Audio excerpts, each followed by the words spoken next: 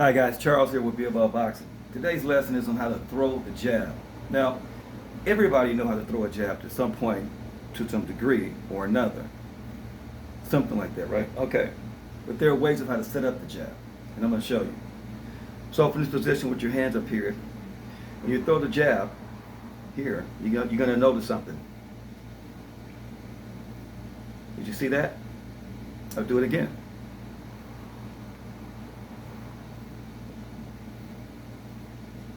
What did you see? Well, it's about what you didn't see. On the first set of jabs, I was doing this with the elbow. I was flinging it out this way. Here. Here.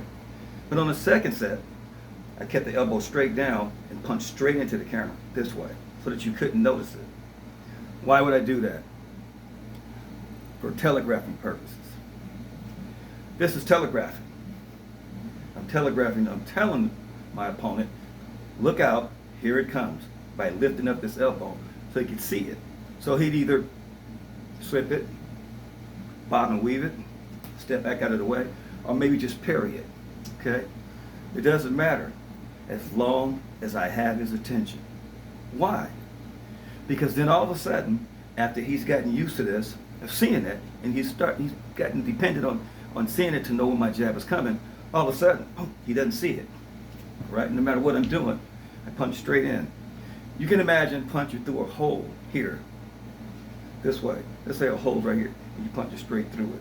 Now the way I do it, I keep the elbow down here, I let my hand go up to here, and right before I hit my target, the elbow then is going to slightly turn this way, just a little bit, here.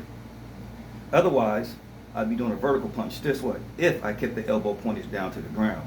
But in order to get that little flick in the wrist, here, I have to turn it. But what most fighters do is they turn that before the punch even comes. Look at the elbow. The punch is here. It hasn't gone anywhere. And so when I do that, I'm doing it because I want him to see that. Because I want that little reaction.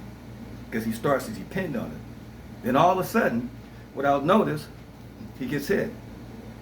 It appears as if I've gotten faster, but I didn't.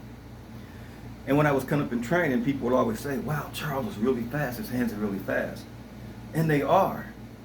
But what they didn't notice was what I was doing to them. And back then, I didn't either.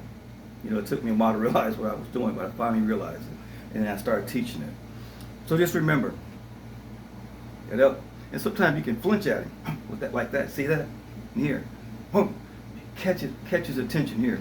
And all of a sudden, without notice, punch straight in, just like that. Same thing with the right. But with the right, you got to be particularly careful, because if you lift that up and keep it out there too long, and he counters you and hits you to your liver, you will go down. So remember that.